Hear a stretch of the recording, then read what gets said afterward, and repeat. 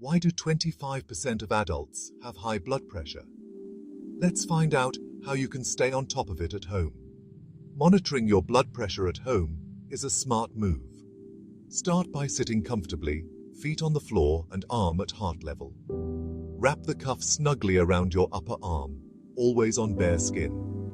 Press start and stay still and silent until the reading is complete. According to the WHO, normal blood pressure is below 120/80 mmHg. Readings consistently above 140 pounds 90 mmHg can indicate hypertension. High blood pressure can lead to serious health issues like heart disease and stroke. Track your readings daily and share them with your doctor. Remember, lifestyle choices like a balanced diet, regular exercise, and reducing salt intake can make a big difference.